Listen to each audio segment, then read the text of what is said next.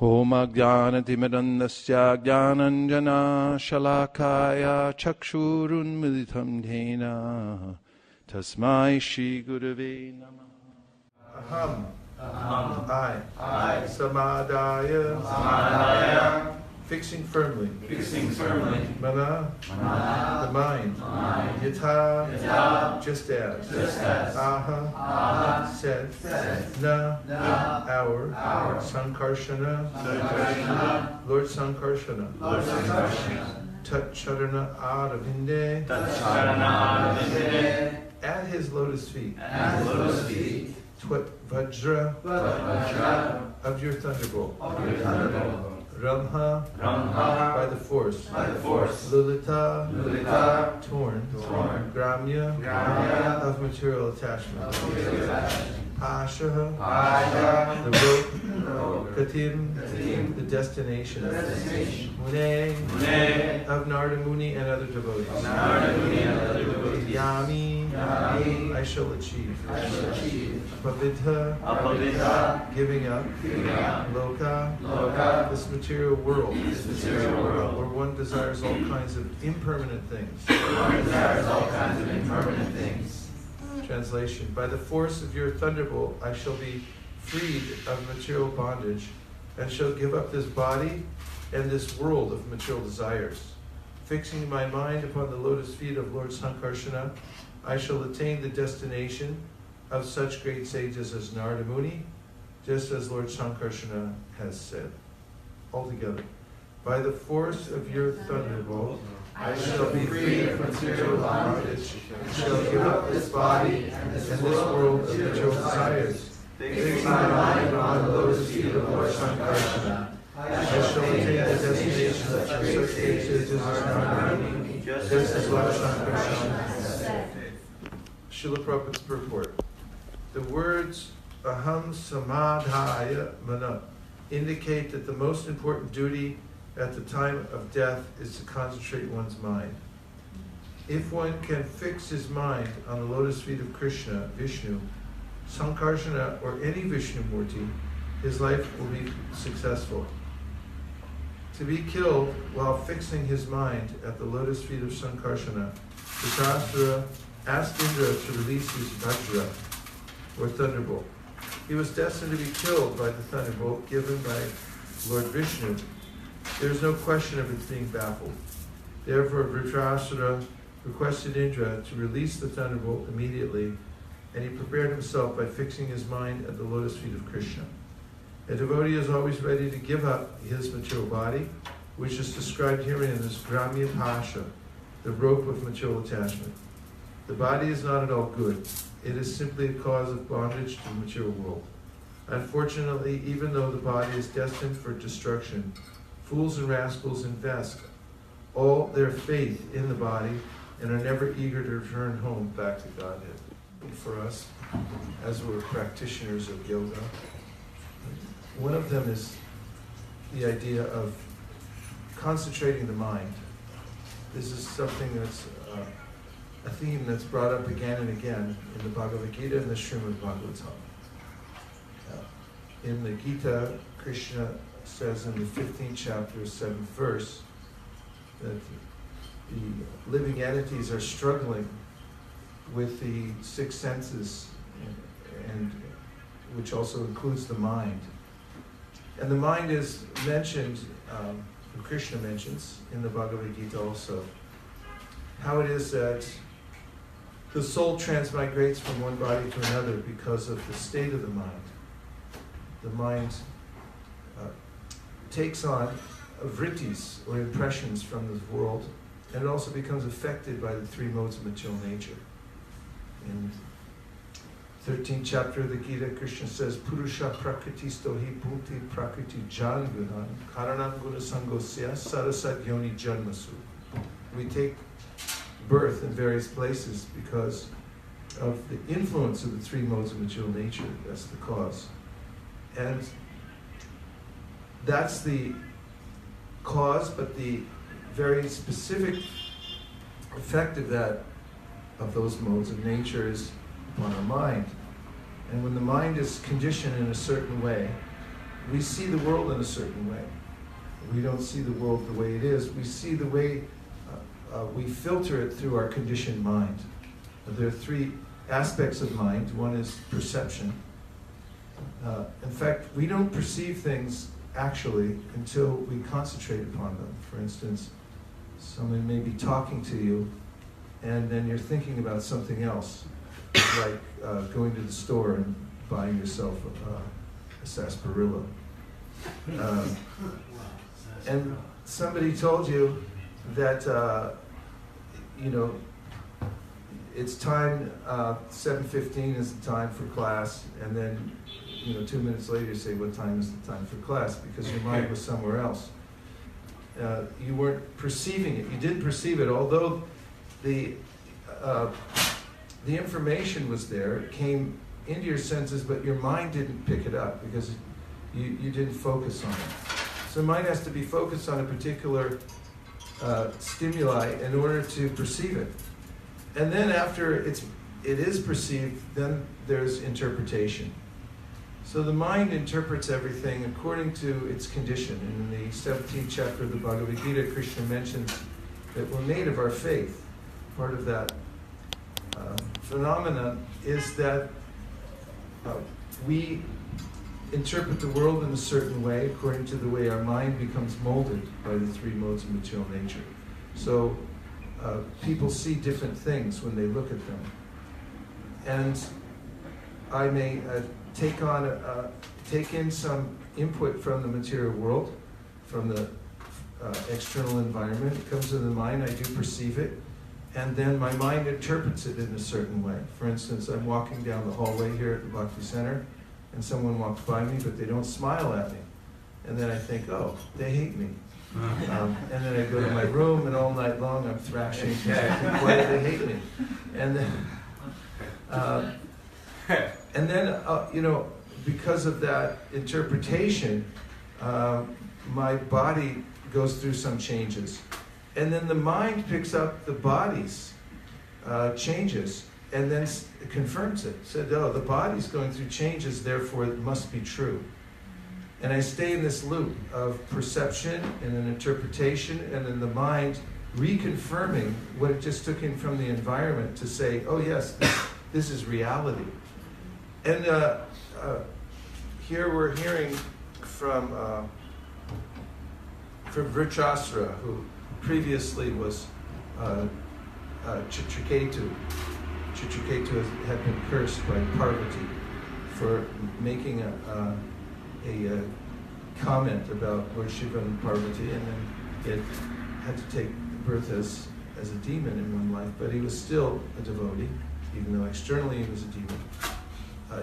His history was, and this is kind of important for the context of the verse today, that as Chitraketu as a king, he had been absorbed in the bodily conception of life, and his main desire in life was to have a son. He wasn't able to, and finally, by the mercy of some sages, I believe it was Angira and Narada, he was able to have a son, but then the son died, was poisoned by envious co-wives. I'm not going into many details. There's a lot of important details in that story, but I'm just trying to give context. And then, after that, Narada and Angira came back, induced this small child who had died to come back in his body and speak spiritual knowledge, which is kind of an interesting way to preach. Very effective, though. And Chitraketu then became self-realized, and then he received instruction from Narada, because he was in a very open state, and was aware of the fact that his life in the material world had been basically a dream that he was identifying with. So then Narada gave him Mahavidya, he gave him instruction, and he also gave him a mantra. And these are ways in which one can then concentrate the mind, which is one of the themes of this verse and purport today, is concentrating the mind. Concentrate comes from a word concentric. It means the same thing, to focus into one place. If we look at a particular object and we're not concentrating on it, we see a different thing than when we are concentrating on it. And when Chitraketu took the mantra very seriously and was emboldened to chant it by the instructions that he had received, then he was able to have a direct audience with the Lord. And Sankarsana is the form of the Lord that he saw, who he saw, and Sankarsana gave him, Chitraketu, many instructions about how to achieve the perfection of life. So it's coming back in this verse, because that was Chitraketu, now he's Vritrasura. So he says again, by the force of your thunderbolt, I shall be freed of material bondage and shall give up this body in this world of material desires. Fixing my mind upon the lotus feet of Lord Sankarsana, I shall attain the destination of such great sages as Narada, just as Lord Sankarsana has said. So he's referring back to Lord Sankarsana's instructions to him about attaining perfection. So, just a few more comments about the mind. It is an imperative of the yoga system to bring the mind to the point of focus on the form of the Lord. In the Bhagavad Gita, Krishna mentions in the 8th chapter that the yogis at the time of death are able to focus their mind on the form of the Supreme Personality of Godhead.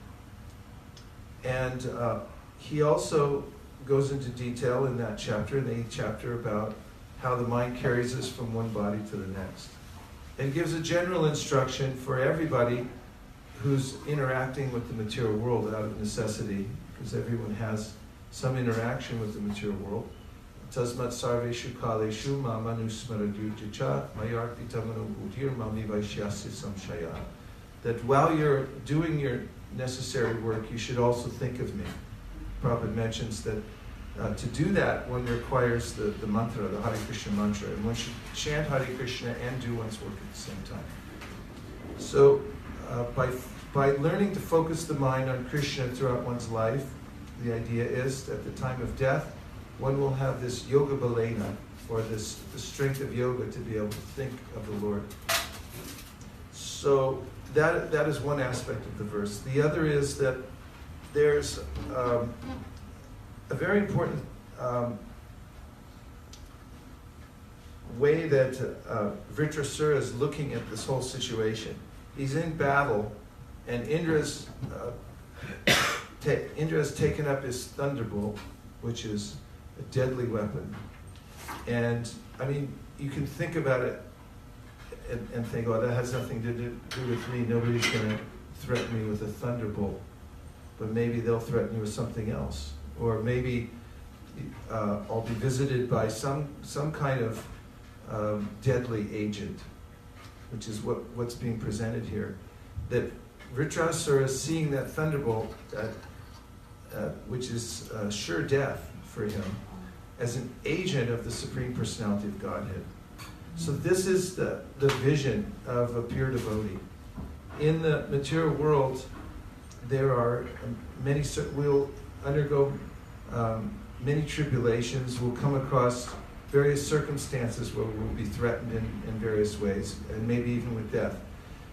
But in all circumstances, the devotee sees that these are various agents of the Supreme Personality of Godhead. Peter Bruash tells a story about how when he first came to Krishna consciousness in Hawaii, he had decided to become a life member. So he gave the money to one of the local devotees, who the next day left the Krishna conscious movement and took his money.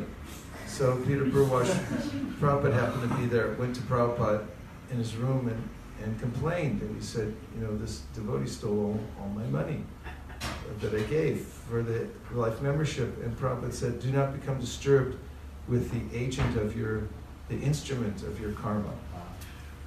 And this is the sense that Vritrasura has very acutely, that this thunderbolt is in the hand of Indra. It's meant to kill me. And in fact, he wants him to be he's being proactive. He said, let it kill me.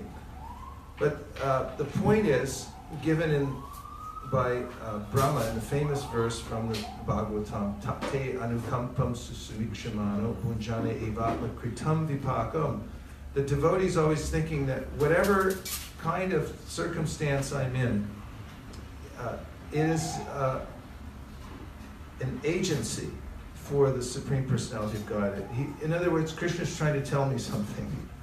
And he's working through various agencies in the material world in order to purify me. And the world, as Sri Dayananda Maharaj likes to say sometimes, it's cosmic sensitivity training. And that everything is there as a message from the Supreme Personality of God to bring me closer.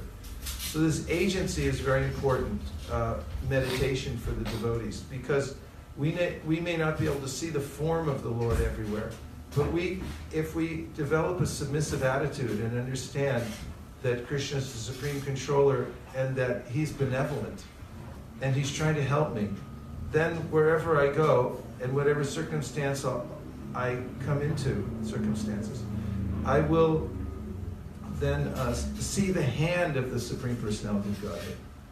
To that end, this last thing I'm going to say for now, and then we'll take some reflections, and just to stimulate the conversation. Once I was gardening in my backyard, and I saw a little bird fly into our house through the kitchen window. And I thought, bird in house, not good. So I went in and I opened more of the windows in the kitchen. I said, little bird, I'm your friend. Please, you go back out to your natural habitat. You won't like it in here very much. And he was very frightened, and he flew into the next room. So I opened all the windows in that room. And the clamor of opening the windows and me just being in there frightened him. He moved into the next room. I went through the whole house with this bird, trying to help him, coaxing him, talking to him. And finally, we made the rounds all the way back to the kitchen. And before he flew out, he looked at me, and in his eyes I could see he tried to kill me, but I'm going to get free because I know how to get out. And he got out the window. And then I reflected on that for a moment, because it was profound interaction with another living entity, and I was thinking, that's me, looking at Krishna. He's throwing open windows and trying to help me in various ways, talking to me. And then I'm thinking, like, why are you trying to kill me? And why are you messing up my life in so many ways? You're doing all these things to me. And so agency is important. The difference between a materialistic person who has a vested interest in enjoying the material world, and a devotee who thinks this world is for service. I have no other objective except to serve Krishna, whatever he wants, however he decides to organize my life, and so that I can do that. That's what the real plan is. And so agency is important, and this is one of the ways to see Krishna everywhere. It's through His hand, and His hand is always there with us, guiding us in various ways, especially when one takes the devotional service. So the more that I become aware of that agency, the more I become Krishna conscious. And also, one should fix the mind on Krishna and practice this regularly, especially through the mantra. This is how Chitraketu became successful. He used the mantra. So the mantra is also the form of the Lord, as confirmed in the Bhagavatam 1.5, second to the last verse in the chapter. Iti murtyavidanena mantra murtim amurtikam yajite yakya purusham.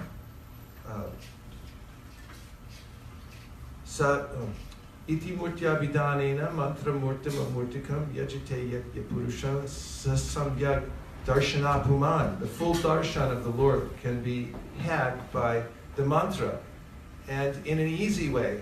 Murtika means without difficulty. So two things from this verse. One is that we have to practice the mantra and concentrically bring our mind to a point of only looking at the mantra, hearing the mantra, especially when we're chanting japa. And this means to think there's nothing else that's important except for the mantra. And also, there's nowhere else to be right now. This is a way to be focused or to be present. When the mind's thinking I have somewhere else to be, then I can't be present for the mantra. And I've realized this, that concentration and taste are very much related. If I can't concentrate on the mantra, if I think I have to be somewhere else, I may be chanting the mantra, but I'm not perceiving it. My mind's not taking it in because I'm thinking of something else. It's just like I mentioned earlier, the mind has to be focused on something. And so to get taste, I have to be concentrated. And to be concentrated, I have to be aware of the fact that there's something in it for me. In fact, there is everything in it, and there's nothing else to be had except for this.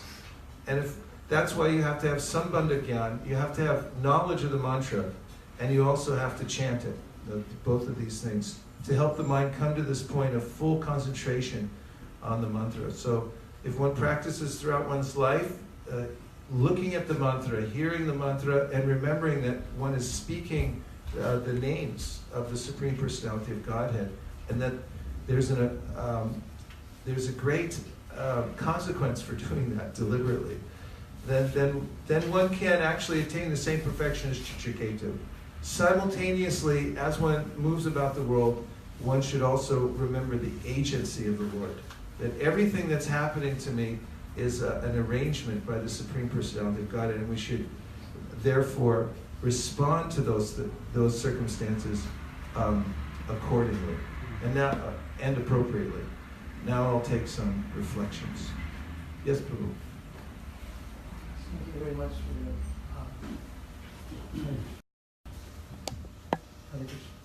It's like the other mic, it's kind of barely on. Thank you for your class. In that anecdote you mentioned about the bird, so it's like the conditioned soul is always filled with fear because of the perceiving differences.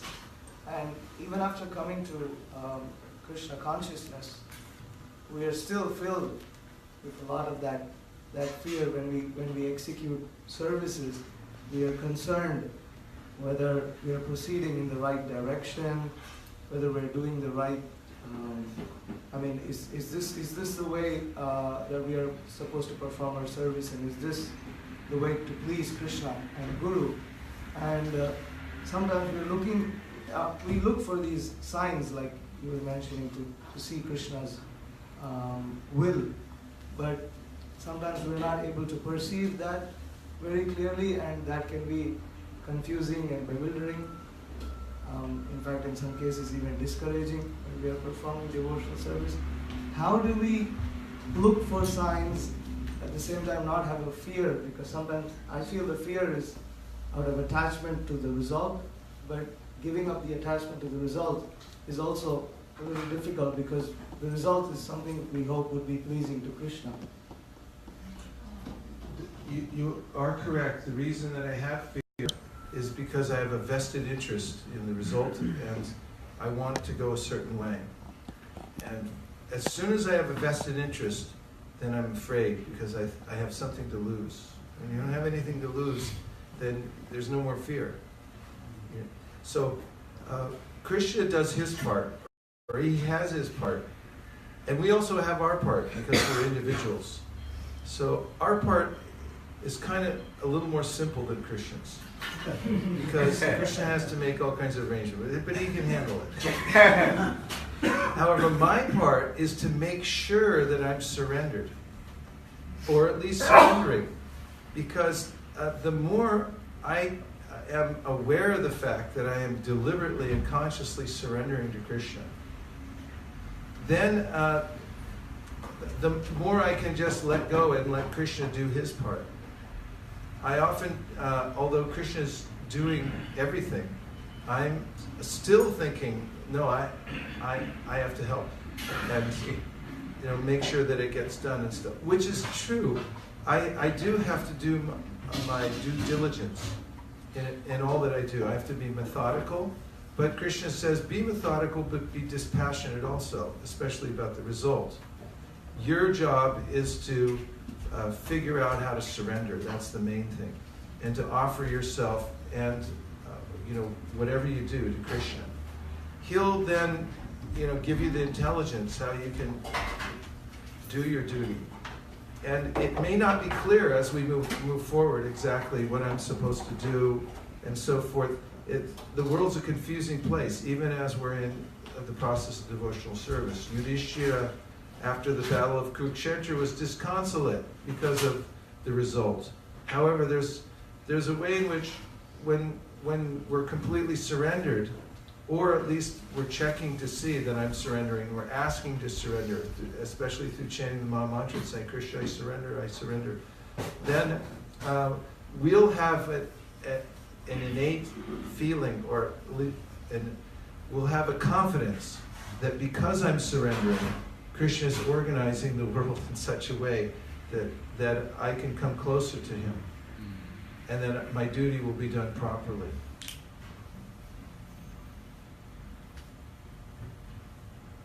But as we move forward, we still have to, part of the surrender process and part of the facility that Krishna gives us is guidance from various directions. So we can always depend on guidance also. Yes, Prabhu? Yeah. You were mentioning earlier how a vision of a pure devotee is he sees Krishna's arrangement behind all his circumstances, and he takes it that way. And I recall this story from Prabhupada, when one devotee, he messed up something, he did something silly. And then he said to Prabhupada is actually Krishna's arrangement, that this has been done. And Prabhupada told him, it's not Krishna's arrangement, it's your stupidity, or something like that. So I wonder if you can come on. Yeah, distinguish. Don't do stupid stuff. Stupid stuff means that I act independently or whimsically. And I'm not focusing on what I'm doing. If you sincerely do something, you make a mistake, and you get chastised, then that's also Krishna's mercy, because then you can take something from it. But don't become inattentive or do something whimsically, and then offer it to Krishna. This is the point that Prabhupada makes. Don't offer things whimsically. Adi Prabhu? Yeah, I make mistakes every day. Complicated aspects of the service. And I was speaking with one guest last night, and he was offering that Mayavadi perspective. Well, Guru, you get Guru, and then you outgrow Guru, and you become Guru, and you discard Guru, and you become, an aspect of Krishna working through you. You don't need Guru. So sometimes, I know it's a weird philosophy. So sometimes we actually heard, and there's something to be said about Chaitanya Guru, that Krishna's in the heart and he will guide you if you're asked. And if you don't have attachment or aversion to one answer or the other, you'll hear Krishna's answer. But I'm wondering about that balance between lotus feet of the spiritual master is the only way to attain devotional service, and the idea of getting so advanced that you really don't, because Guru's not around. When somebody was saying, Guru's not around that much, So you have to learn to fly your own airplane and, make your own decisions without always consulting with Guru. Something on that, you can see that zone of like, Guru, or you can actually become mature enough that Krishna can speak to you directly without. Yeah, much of the answer is reliant on one's definition of advancement and understanding of our eternal existential, of our eternal position as servants of the Lord. So for devotees, as devotees become more advanced, they become more aware of their dependence on Krishna. Therefore, they become more humble and dependent. It's mentioned in the Bhagavatam that the more advanced one becomes, the more humble one becomes also. This utter humility is called dainya. And Narada Muni in the Bhagavatam says that there's a direct relationship between dainya, utter humility, and prema, love for Krishna. And he says practically they're synonymous.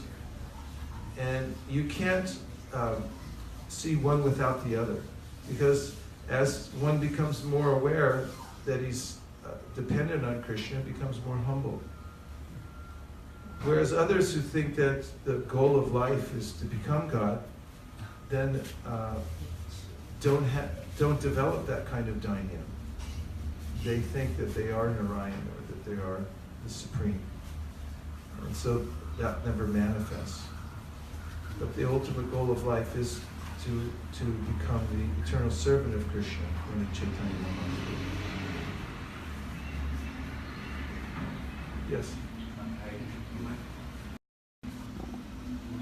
So, in your book, Our Family Business, in your book, Our Family Business, you're also speaking a lot about how when first Mahabooks started being distributed, Tripurari Maharaj made a prayer, and like some of the devotees would always ask Tripurari Maharaj, how did he distribute so many books? And he would always bring it down to like having very attentive sadhana. Mm. So I was wondering if you could speak about how attentive sadhana revolutionizes book distribution. Well, it doesn't just revolutionize book distribution, it revolutionizes everything. Everything begins, if you have any problems in your life, you can trace it back to not having good enough japa.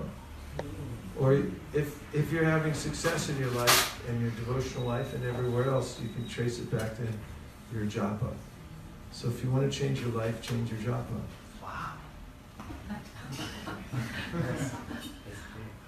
Which reminds me, we distributed 85 full sets of 67 Bhagavatam sets and the rest Chaitanya Charitamritas at the Sadhu Sangha.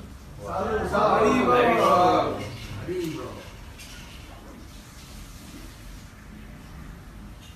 You must have had a good job. Yeah, and also Bhadra Purnima is coming up on September 24th. So I mentioned it in my class at the Sadhu Sangha on Monday. Today's Tuesday, if I'm not incorrect. And before I could get out the door to go to the book table, 31 people went and bought sets of Bhagavatam.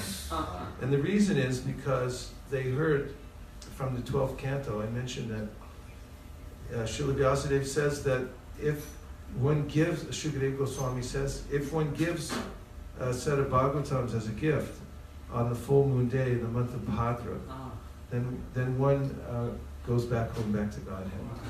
Wow. And so when I went to the devotees at the table there, they said there was a stampede. We couldn't take care of them fast enough to take their orders.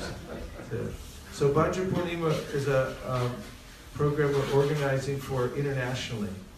And we're starting now because to take in all the orders, our goal is 10,000 sets of Bhagavatams for that day. And you can start at any time to mention this, and we'll have promotional material that you can look at and show to people so they can... somebody asked me yesterday, can I gift one to myself? Does it still count? So I think so. We'll have to get a Bhagavat lawyer to find out. But I think it should be fine. But the main point is that Prabhupada brought the Bhagavatam with him, and he wanted the whole world to take advantage of this. I was thinking this morning as I was sitting here chanting japa, I heard the garbage truck outside, and I think, God, they come here every day practically. Yeah? And we generate a lot of garbage. Even on the plane, they were filling up a huge sack. It was a 1-hour flight. And I was thinking, this civilization produces a lot of garbage. But the very simple Bhagavat culture produces the highest poetry in the world. And so, which is better? And that's what we're doing. We're distributing that poetry to the world.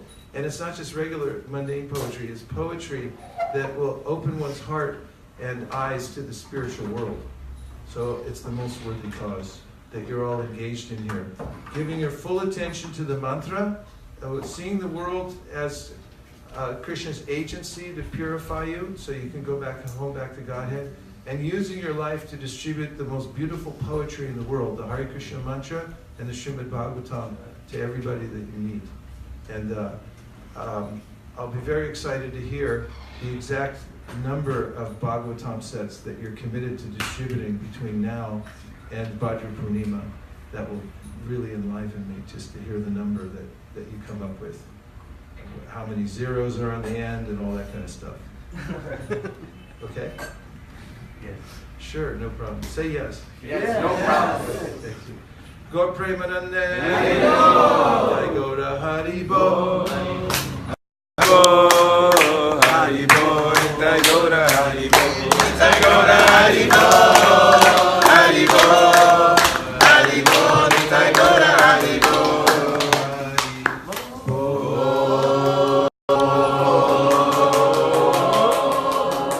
When I go like that, you're supposed to stop.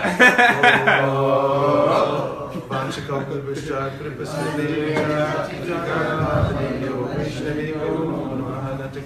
Nachari Armarman, Nachari Armarman, Nachari Armarman, Nachari Armarman, hey, Nachari Armarman, Nachari Armarman, Nachari Armarman, Nachari Armarman.